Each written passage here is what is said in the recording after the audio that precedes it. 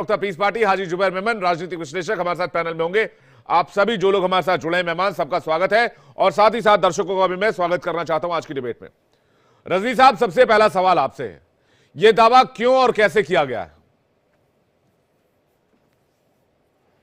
देखिए, ये चीजें जो निकल के आई हैं वहीं से स्थानीय लोगों ने बातें कही हैं। और कोई मेरा दावा नहीं है और जी। ना ही मैं माहौल खराब करना चाहता हूं। मैं तो चाहता हूं कि अमन और शांति रहे और किसी एतबार से भाईचारा न बिगड़े। मैं तो प्यार मोहब्बत का कायल हूं, भाईचारे का कायल हूं और अमन शांति का कायल हूं और उसी के लिए मैं काम करता हूं। जी। देश के हित में, देश के लिए, समाज के लिए काम करने वाला व्यक्ति हूं। मैं समाज को तोड़ने वाला नहीं हूं, न जी। समाज को तोड़ने में विश्वास रखता हूं, न नफरत में विश्वास रखता हूं। तो इसलिए मेरे बयानों से अगर कोई विवाद की बात है, अगर तनाज़े की बात है तो इस तरीके से न समझा जाए।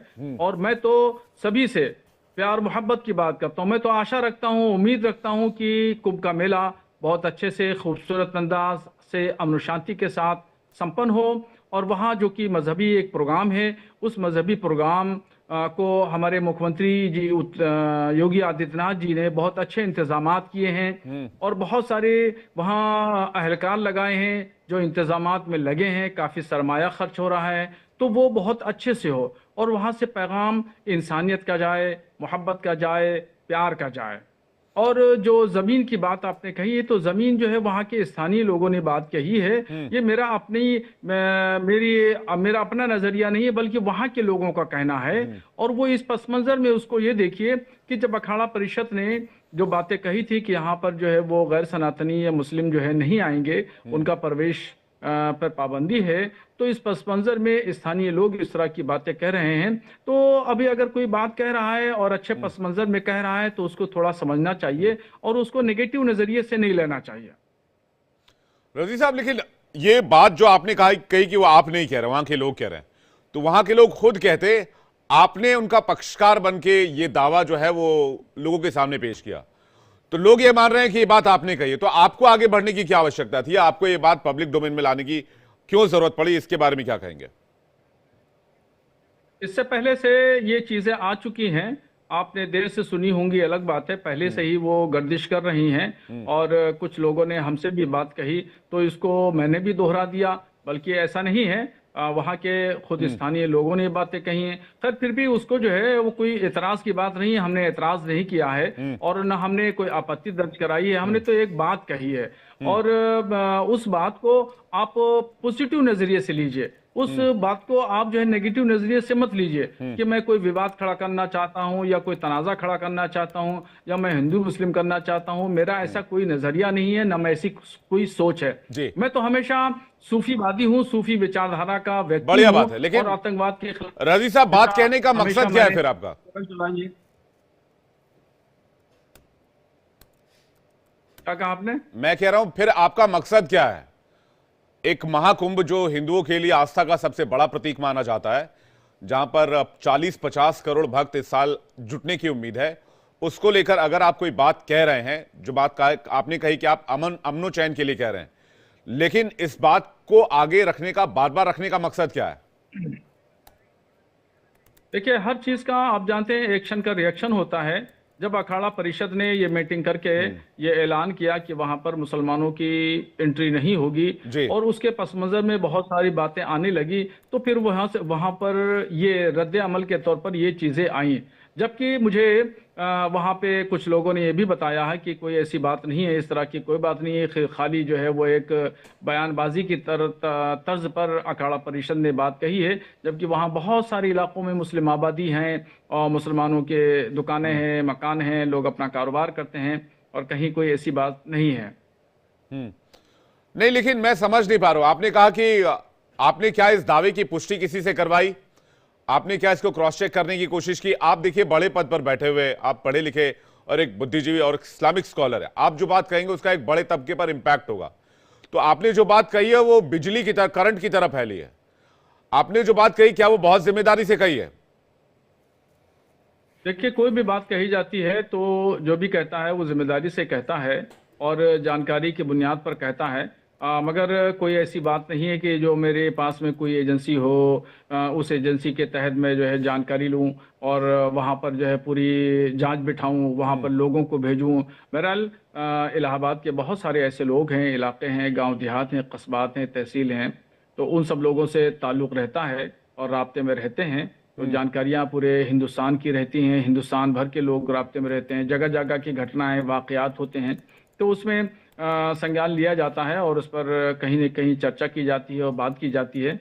तो इसी परिप्रेक्ष्य में ये बात मैंने कही है। बिना किसी तथ्य के ऐसी बातें कहना क्या आपको नहीं लगता गैर जरूरी या किसी बड़े विवाद को जन्म दे सकता है? अगर वहां पर वक्फ की जमीन नहीं हुई तो इस मामले में एफआईआर भी दर्ज की जा सकती है। रिजवी साहब, तो आप मुझे धमकी दे रहे हैं क्या? नहीं, मैं कानून की बात आप कर रहा मुझे हूं। चैनल पे बोलो। नहीं नहीं नहीं नहीं, मुझे आप क्या पुलिस इंस्पेक्टर हैं? आप जो इस तरह की बात करेंगे मुझसे? आपके पास इस दावे का आधार क्या है? मैं बस ये जानना चाह रहा हूं। नहीं, आप पुलिस नहीं, आप मुझे मत धमकाइए, आप मुझे मत धमकाइए, आप मेरी बात सुनिए पहले। आपके इस दावे का आधार क्या है? मैं आपसे ये पूछ रहा हूं।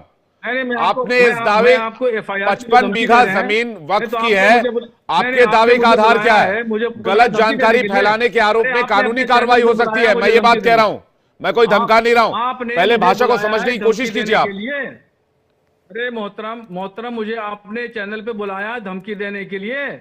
आप पुलिस इंस्पेक्टर हैं? अरे भाई साहब, मैं आपसे सवाल पूछ रहा हूं। अब मैं आपसे सवाल पूछ रहा हूं, आपको धमकी लग रहा है। दिक्कत आप लोगों के साथ यही है। आपने किस दावे के आधार पर कहा? आपने कहा कि लोग संपर्क में रहते हैं, हमने कई बातें सुनाई, हमने कई बातें सुनी और हमने कह दी।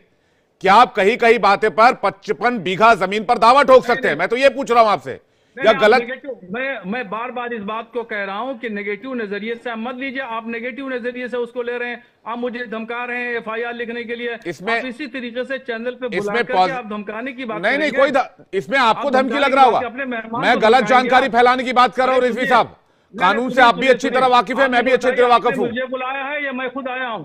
आपने मुझे बुलाया है या मैं खुद आया हूं? मैं ये कह रहा हूं, कानून से आप भी अच्छी तरह वाकिफ है, मैं भी वाकिफ हूं। मैं ये कह रहा हूं, क्या कोई गलत जानकारी तो नहीं फैलाई आपने? कि मुझे आपने बुलाया है, मैं अरे भाई साहब, कोई गलत जानकारी तो नहीं फैलाई? किसी तथ्य के आधार? आप ये बताइए। आप मेरे मेहमान हैं, बिल्कुल मेरे मेहमान हैं, बिल्कुल आप मेरे मेहमान हैं, मैं मानता हूं आप मेरे मेहमान हैं, आप मेरे मेहमान हैं, लेकिन आपने जो जानकारी फैलाई है क्या वो तथ्य के आधार पर है? मैं डिबेट चलने नहीं दूंगा और आपके जो मालिकान है मैं उनसे शिकायत करूंगा। नहीं कीजिए, अरे कोई बात नहीं, आप कीजिए शिकायत, मैंने कोई गलत बात नहीं कही है। आप मुझे मत धमकाइए कि मेरे मालिकान से आप शिकायत करेंगे और इधर उधर शिकायत करेंगे। अब आप हमें धमकी दे रहे हैं, अब आप हमें धमकी दे रहे हैं, अब आप जर्नलिस्ट को धमकी दे रहे हैं, आप पत्रकार को धमकी दे रहे हैं, खुद आया हूं। आप पत्रकार को धमकी दे रहे हैं। कि मैं बुलाया हुआ मेहमान हूं।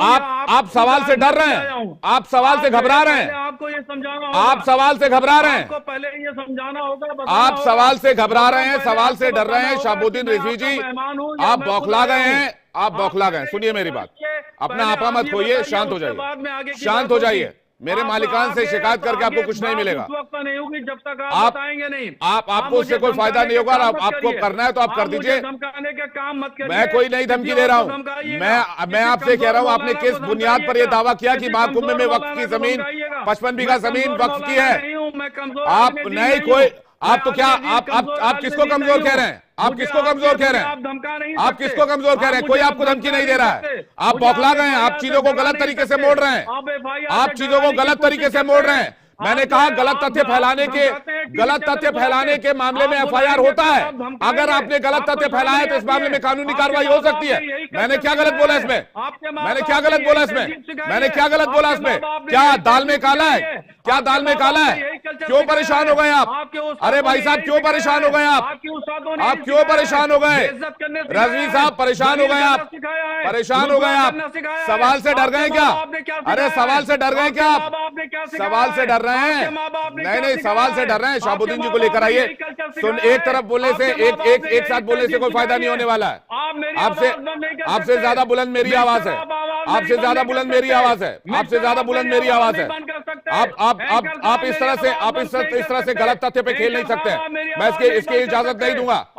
और आप छोड़िए, आपको क्या सिखाया, इसको क्या सिखाया, उसको क्या सिखाया। आप लाइन पर आइए, आप लाइन पे आइए, तहजीब पर जाइए।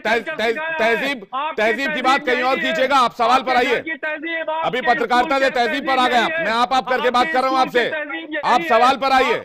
किस आधार पर आपने ये दावा किया, प्रेस कॉन्फ्रेंस किया, वीडियो जारी किया कि वहां पर 55 बीघा जमीन वक्फ की है? मैं वो आधार पूछ रहा हूं, मैं वो दावा पूछ रहा हूं, मैं वो आधार पूछ रहा हूं, मैं वो दावा पूछ रहा हूं। आप उस दावे को बताइए, आप उस दावे को बताइए, आप उस दावे को बताइए। दावा क्यों किया आपने, किस आधार पर किया, इस दावे को बताइए। इस दावे को बताइए, आपने वक्फ की 55 बीघा जमीन का दावा महाकुंभ के एरिया में किस आधार पे किया, किस आधार पे किया? आपकी शिकायत करूंगा कि आप कीजिए, लेकिन किस आधार पे किया, किस आधार पे किया? धमकाइए मत आप मुझे धमकाइए मत, आप मुझे धमकाइए मत। मैंने धमकी देने वाले आप जैसे बहुत मौलाना देखे हैं, मुझे धमकियों से डर नहीं लगता। धमकी मत दीजिए आप मुझे, धमकी मत दीजिए आप मुझे, धमकी मत दीजिए आप मुझे, धमकी मत दीजिए।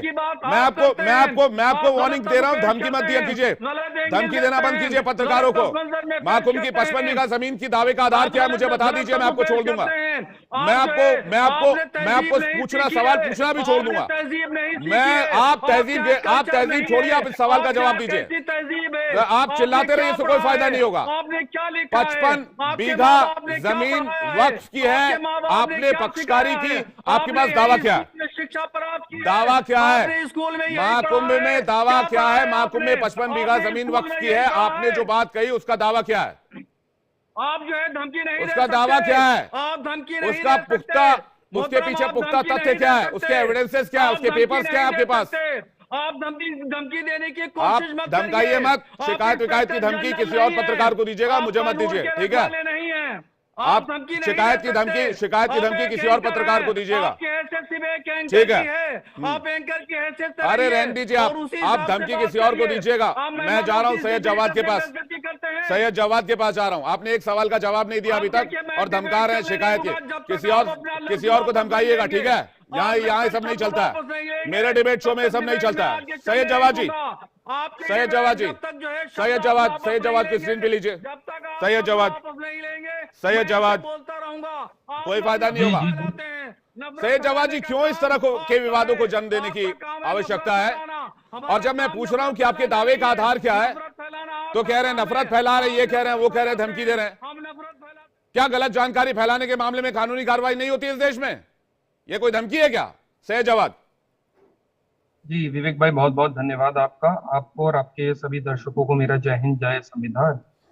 देखिए क्या है, 2014 के बाद से देश के अंदर एक अलग ही राजनीति, ध्रुवीकरण की, हिंदू मुसलमान नफरत फैलाने की राजनीति का जन्म हुआ।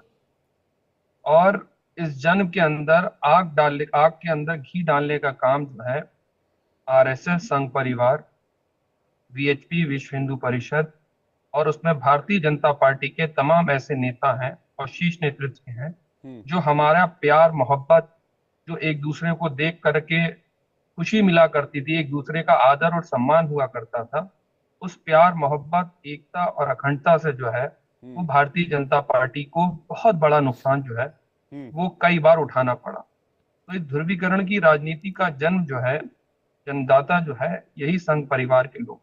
महाकुंभ पहली बार नहीं हो रहा, इससे पहले भी महाकुंभ हुए और सभी ने मिल करके, चाहे वो मुसलमान समुदाय के लोग हों, चाहे सिख समुदाय के लोग हों, चाहे हमारे हिंदू भाई हों, सब लोग ने मिल करके मनाया। और इससे पहले भी हम लोग ने कई दफा देखा है कि जब कुंभ के लिए लोग जाते थे या कोई अपनी यात्राएं लेकर के जाते थे, उनके आदर और सम्मान में हमारे मुस्लिम समुदाय के लोग, बहुत से मुसलमान भी खड़े हुआ और तमाम ऐसी तस्वीरें आज भी आती। लेकिन अब मुझको बताइए कि जो लाइन भारतीय जनता पार्टी के एक बड़े नेता ने कहा था कि इनका आर्थिक बहिष्कार कर, जब संविधान की कसम खाए हुए शख्स कोई बैठता है ऐसी जगह पर और वो ऐसी नफरती बयानबाजी करता है, तो फिर आम जनमानस में ऐसी मानसिकता के, जो कट्टरवादी मानसिकता के हैं, उनको जो है हिम्मत मिलती है और वो खुल करके बयानबाजी। आप बताइए, क्या किसी की कहीं जगह पे जाने पर, किसी की मतलब जगह पे जाने, वो चीज नापाक हो मतलब जाती है? मतलब आप पूछ सकते हैं। शाहबुद्दीन बरेलवी के बारे में आप कह रहे हैं ना कि इस तरह की मानसिकता को बल मिलता है। मैं शहाबुद्दीन की नहीं कह रहा हूं, मैं भारतीय जनता पार्टी को बिल्कुल इस मामले में कटघरे में खड़ा कर रहा हूं। अच्छा, तो और ये शहाबुद्दीन साहब जो है, वक्फ सुनिए, महाकुंभ शहाबुद्दीन में साहब जो है, वक्फ के 55 बीघे जमीन का दावा, ये कबूतर की तरफ से दिया गया शांति का संदेश है। ये वो चिट्ठी देखिए है साहब, जिससे शांति, अमन, चैन और भाईचारा फैलेगा। देखिए शहाबुद्दीन साहब जो है वो पूरी मुस्लिम कम्युनिटी के जो है रिप्रेजेंटेटिव नहीं है, और वो कह रहे हैं तो आप उनका इंटरव्यू आप उनसे ले रहे थे, उनके सवाल मुझसे ना करे जाए। मुझसे जो सवाल जवाब है वो शासन प्रशासन की देखरेख वाले हो, और शासन नहीं नहीं, मैं प्रशासन की सवाल ये पूछ जिम्मेदारी रहा है हूं कि कि जो ऐसे वक्फ काम का करने दावा, ना जो आए। बात कही गई है, क्या इससे भाईचारा फैलेगा? नहीं नहीं, भाईचारा तो आप सिक्के नहीं का कह एक रहे हैं। पहलू तो बताते हैं, दूसरा पहलू आप छोड़ देते हैं। नहीं नहीं, वो भाईचारा जो है, जो हिमंता विश्व शर्मा कहते हैं, जो योगी आदित्यनाथ कहते हैं, 80 और 20 की बात कहते हैं, नफरती की बातें करते हैं, उससे भाईचारा फैलेगा? आप बता दीजिए, जो दिन रात आ करके, सिवाय उनकी राजनीति हिंदू मुसलमान से मस्जिद मंदिर के नाम पर ही चल रही है, भाईचारा इससे फैलेगा? वो भाईचारा फैला रहा है? आप बता दीजिए। आप इनको, मौलाना को तो कटघरे में खड़ा कर लेंगे। 2 मिनट जरा आप योगी आदित्यनाथ जी के ऊपर सवाल करके देखिए, आदरणीय प्रधानमंत्री जी के ऊपर सवाल करके देखिए, पता चल जाएगा आपको भी। कल से आपके चैनल को ऐड मिलना बंद हो जाएंगे, आप 2 सवाल अगर सरकार के ऊपर दाग देंगे। मैं बहुत जिम्मेदारी से कह रहा हूं। सैयद जवाद, आपके जुबान से अभी तक एक शब्द महाकुंभ को लेकर और वक्फ के दावे को लेकर नहीं निकला। दिल्ली में 6 देखिए, मंदिर हैं जो हजारों साल, जो सैकड़ों साल पुराने हैं, उसको लेकर वक्फ दावा कर देता है। इसको लेकर कभी कोई पीसी नहीं होती। अभी अच्छा, देखिए वक्फ आप, बोर्ड थोड़े पे अभी लिखिए। अभी वक्फ अभी बोर्ड थोड़े दिन पहले जब संभल में जो कुछ हुआ, उसको लेकर कोई मौलाना सामने नहीं आया कि भाई पत्थरबाजी नहीं होनी चाहिए थी, हमले नहीं होने चाहिए थे। अब मैं फिर कह रहा हूं, आप लोग एक पक्ष देखते हैं, और ये जो आपको क्या लगता है, ये जो दावा वक्फ बोर्ड की तरफ से किया गया है, क्या ये असंतोष नहीं डालेगा? 40-50 करोड़ लोग महाकुंभ में स्नान के लिए आने वाले हैं, क्या ये असंतोष नहीं डालेगा? क्या इससे सोशल हार्मनी इंपैक्ट नहीं होगी? महाकुंभ बेहतरीन और बहुत अच्छा त्योहार, अच्छे से मनाया जाए और आपसी भाईचारे के साथ मनाया जाए, और हमेशा से मनता चला आया है। ये तो हमारे देश की खूबसूरती का एक बड़ा नमूना, एक खूबसूरती की हमारी यहाँ एक बड़ी नजीर है ये। इससे खूबसूरत और क्या हो सकता है? दूसरी सबसे बड़ी बात मैं ये कह रहा हूं, देखिए, इसकी आड़ लेकर के, चाहे किसी भी आड़ ली जा रही है, जो मौजू है, जो मुद्दे हैं, ये चंद उद्योगपतियों को बचाने के लिए है। वक्फ बोर्ड भी इसी भारत का है भाई, कहीं बाहर का नहीं है। वो इसी भारत का है, इसी कॉन्स्टिट्यूशन के अंदर उसको राइट दिए गए हैं। अरे भाई कोई साहब, हाथ तो में वो- किसी भी, सुनिए, अगर अगर पावर मिला है तो सुनिए, पावर का सुनिए। मिसयूज करना जरूरी है क्या? आप किसी भी पावर- संपत्ति को अपना बता सकते बात- हैं और वो साबित ये नहीं कर सकते हैं। बहुत जो अच्छी साबित सामने वाले को करना होगा तो इसका मिसयूज बहुत करेंगे। अच्छी बात है। कल को विवेक बोलेंगे भाई- पूरा इलाहाबाद वक्फ की है, कल को बोलेंगे विवेक पूरा भाई- उत्तर प्रदेश वक्फ की है, कल को पूरे बोलेंगे पूरा इंडिया जो है, नॉर्थ से लेकर ईस्ट तक, और ईस्ट से लेकर वेस्ट तक, और वेस्ट से लेकर साउथ तक, सब वक्फ का है। करते रहिए फिर विवेक वक्फ का। भाई, बहुत अच्छी बात कही आपने कि पावर का मिसयूज नहीं होना चाहिए। अरे संविधान पर बैठ करके मुख्यमंत्री, प्रधानमंत्री लोग अगर अपनी पावर का मिसयूज करेंगे तो उसको क्या कहेंगे, अगर संवैधानिक तौर से बात करेंगे? आपको पता है, कुंभ की तो बात हो रही है, अच्छी बात है, होनी चाहिए। वक्फ की भूमाफिया है वक्फ के अंदर। अरे चाइना ने हमारी जमीन कब्जा कर ली, चाइना ने जमीन कब्जा कर ली। झूठे और मक्कार बेईमान लोग ऐसे हैं, आकर के कहते हैं कि नहीं, हम चाइना से नहीं तो लड़ चाइना ने जमीन कब कब्जाई थी? 62 में किसकी सरकार थी? अरे 62 में किसकी सरकार थी? सैयद जवाद। और चाइना जमीन कब्जा कर दे तो वक्फ को छूट दे दे कि वक्फ के नाम पूरा देश कर दे। सौरभ दुबे जी, एक सेकंड, सैयद जवाद रुक जाइए। अब आप चाइना पे चले जाइए, फिर आप थोड़ी देर पाकिस्तान में चले जाएंगे, फिर आप बांग्लादेश, अफगानिस्तान, फिर रशिया, यूक्रेन होते हुए यूरोप तक पहुंच जाएंगे, फिर उधर से अमेरिका भी चले जाइएगा। अरे भाई साहब, टॉपिक पे रहिए। सौरभ दुबे जी, कहीं नहीं जा रहा, यही भारतीयों का वक्फ बोर्ड है, लेकिन हमारी भारतीयों का वक्फ बोर्ड नहीं है, वक्फ बोर्ड में संशोधन होना है अभी। देखिए जिस प्रकार अरे इसी भारत का, अभी तक इसी भारत का, इसी कॉन्स्टिट्यूशन का। अरे हो गया भाई, अब आपको सुन लिया, अब आप दूसरों को बोलने दीजिए, आपको सुन लिया। देखिए अभी सच जो है ना, सत्य हमेशा कड़वा होता है, और एक सच्चाई को आपने जो है जिस प्रकार से एक प्रश्न किया, तो उस पे जो शांति दूत बनकर के आए थे मौलाना साहब, वो मैंने पूछा expose हो मकसद गए। क्या है? हाँ, वो एक्सपोज हो गए और ये सैयद जवाद भी एक्सपोज हो गए यहाँ पर। देखिए, सीधा सीधा प्रश्न है कि एक आर्थिक जो है आस्था का महाकुंभ लग रहा है, जो करोड़ों लोगों की आस्था है, जिसमें 40-45 करोड़ लोग जो है डुबकी लगाने जा रहे हैं संगम के अंदर, जो है स्नान करने जा रहे हैं भक्तिमय भावना से, जो है वो बस अब 13 तारीख से पहला स्नान है, उसके पहले इस तरह का एक विवादित बयान देना। अच्छा, इन मौलाना को भी मैं बहुत अच्छी तरह से जानता हूँ। ये मौलाना साहब जो है ऐसे बोलते बड़ा शांति प्रिय तरीके से बोलते हैं। क्यों? क्योंकि कुछ लोग कठोरता के साथ जहर घोलते हैं, ये मीठा बोल करके जहर घोलने का प्रयास कर रहे हैं। रहने वाले बरेली के हैं, वहाँ की जो एक कौम है उसको जो है उसके मुखिया हैं, लेकिन ये बैठते दिल्ली में है। और इन्होंने एक बिना तथ्यों और तर्कों के साथ एक बयान दे दिया।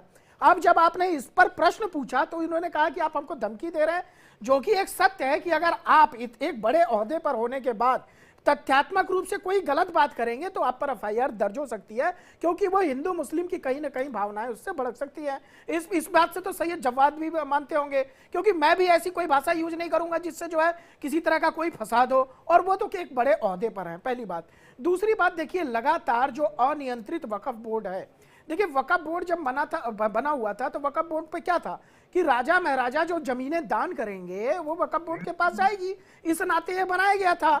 और आज जो है जो एक तरह से कहते हैं ना कि आप भीख में मिली हुई चीजें, भीख में मिली हुई जमीन को आप अतिक्रमण तक लेकर के जाना चाहते हैं, और उस अतिक्रमण पे भी आप जो है एक तो चोरी ऊपर से सीना चोरी करना चाहते हैं। तो कहीं ना कहीं जो सरकार जो वक्फ बोर्ड के ऊपर नियंत्रित करने का उसको काम कर रही है, लेकिन सौरभ उसका दुबे जी, तो अगर सपोर्ट करना चाहिए। मस्जिद दावे होंगे तो फिर यही सब होगा ना। फिर देखिए मैं वही बोल रहा हूँ, आप सुन जल्दी से इसको समाप्त नहीं, कीजिए ना। मस्जिद- अगर मस्जिद दावे होंगे, जो जैसा उसको रहने दीजिए, अब आगे बढ़ते हैं। आप सुनिए, मस्जिद जी, के जल्दी पूरा बयान पर मस्जिद के बयान पर एक संघ प्रमुख ने एक बात कही कि हम लोगों को जो है हर जगह मस्जिद के अंदर जो है मंदिर नहीं खोजना चाहिए। एक वो उनका बयान सुनिए, उससे सहमत हो नहीं है हम लोग भी, वो एक अलग बात है। वो एक शांति प्रिय बयान उन्होंने देने का प्रयास किया, लेकिन यहां पर जो दूसरे मौलाना बैठते हैं, जो बड़े बड़े मौलानाओं के पद पर बैठे हुए हैं, ये हमेशा जहर घोलने का काम करते हैं। आप कह रहे हैं प्रयागराज में जो संगम नदी के किनारे इतना बड़ा कुंभ का जो है आयोजन हो रहा है, उसमें जमीन जो है वक्फ बोर्ड की है। इतने साल सो रहे थे, इतने साल वक्फ बोर्ड सो रहा था आपका। वक्फ बोर्ड का निर्माण 1920 से हुआ, उसके बाद से क्या कर रहे थे आप तक? आज तक आप हाजी लोग जुबैर जो कुछ है कहना चाह रहे थे, अतिक्रमण रामदेव जी करने के के पास अलावा वक्फ बोर्ड में जी। गुमराह करने के अलावा कोई आज काम तक ही वक्फ नहीं बोर्ड किया। कहाँ था? और क्या वक्फ मुस्लिमों के भी ये जो वक्फ बोर्ड के प्रॉपर्टी दावे आप लोगों को जो हैं, जो वक्फ की जमीन कही जा रही है, वक्फ बोर्ड के दावे नहीं है, वक्फ की जमीन कही जा रही है, इसको थोड़ा सा करेक्ट करना चाहूंगा। वो दावा आज तक कहाँ था? सबसे पहली बात, वक्फ बोर्ड जो है ये हमारी कॉन्स्टिट्यूशनल बॉडी है, भारत सरकार की बॉडी है, और सभी भारतीयों को उसको मानना अनिवार्य है। जब अमेंडमेंट होगा, क्या होगा, कैसे होगा, तब की तब देखी जाएगी। फिलहाल वो भारत सरकार का अरे भाई साहब, बोर्ड ने दावा नहीं किया है, किसी आदमी ने कहा है कि वक्फ की जमीन है, उस पर वो रजवी साहब आए और कह गए कि भाई ये दावा किया गया है कि 55 बीघा जमीन है। वक्फ बोर्ड ने दावा नहीं किया है, मैं आपको थोड़ा करेक्ट करना चाहूंगा। जी, जब वक्फ बोर्ड दावा करेगा तब देखेंगे, अभी इस पर जवाब दीजिए। जी, जब वक्फ बोर्ड दावा करेगा तब देखेंगे। कोई उल जलूल आदमी कहीं से उठेगा, उसको मुस्लिम समाज या भारत का समाज मान्यता नहीं देता है। मान्यता प्राप्त जो संवैधानिक बॉडी है उसको हम मानते हैं, उसको हम स्वीकार करते हैं। ऐसे लोगों को ना हम एक्सेप्ट करते हैं, ना हम इग्नोर करते हैं। नहीं, वो बात ठीक है जुबैर साहब, आप पढ़े लिखे इंसान है, आप समझदार इंसान है, लेकिन ऐसे बयान इतने बड़े आयोजन के पहले क्यों? ऐसे बयान जो ये बरेलवी के मौलाना ने दिए हो, या महाराष्ट्र के नीतीश राणे ने दिए हो, या आसाम के सीएम ने दिए हो, या योगी देते रहता है, ये उलझते रहते हैं। ये पागल और हौले लोग हैं। ये हम इनको इग्नोर करते हैं। हमको भारत बचाना है और भारत संविधान पे चलेगा। ठीक है, आप कह रहे हैं कि इनके बयान की कोई ऑथेंटिसिटी नहीं है। बिल्कुल। महंत रामदूत जी, क्या ऐसे बयानों का क्या मकसद है? देखिए विवेक जी, आज ये चर्चा सुनने के बाद, भाई रिजवी साहब को सुना, जब्बार साहब को सुना, तो ये कहीं ना कहीं निर्धारित हुआ कि हिंदू शांति के कबूतर उड़ाएं, और ये मौलाना साहब उन्हीं कबूतरों का शिकार करके अपना पेट भरें और फिर शांति का संदेश करें। तो वास्तविकता ये है कि सांप्रदायिक सौहार्द कैसे खराब हो, किसी ने बात शुरू की, ये तो बहुत बचकानी हरकत हो गई। ये गांव देहातों में अक्सर देखने को मिलती है कि बात सुन के कह के किसी की, और उसको, आप एक बड़े ओहदे पे हैं, एक पूरे अपने कौम के मुखिया हैं, तो कहीं ना कहीं कोई भी बात भारत में, और इस समय पे जब कुंभ सर पे है, आयोजन की तिथि निर्धारित है, 13 तारीख को प्रारंभ है, और सबसे बड़ी बात 40 से 45 करोड़ लोग वहां पहुंच रहे हैं। हिंदू आस्था का सबसे बड़ा महाकुंभ जिसे माना जाता है, और आप एक ऐसा बेतुका बयान देते हैं, एक उच्च पद पे होके, एक अपने कौम के मुखिया होके, और उसके बाद जब आपको सवाल पूछा जाता है तो आप पूछने वाले को ही धमकाने लगते हैं, उसको यहाँ तक नहीं सुना दिया कि वो आपकी कौम परवरिश क्या है, के क्या रामदूत जी किसी कौम के मुखिया नहीं है, वो सारे मुस्लिमों का प्रतिनिधित्व नहीं करते हैं। वो थोड़ा सा मैं आपको यहाँ पर करेक्ट करना चाहूंगा। मेरी बात समझिए, हाँ, मेरी बात पूरा कर लीजिए। हाँ, विवेक जी, पूरा कर लीजिए। हाँ। यही इसी डिबेट में सिर्फ आसाराम और राम रहीम की वजह से पूरे साधु संतों को घेरा जाता है। अगर कोई मौलवी मौलाना अपना मौलवी और मौलाना नाम रखता है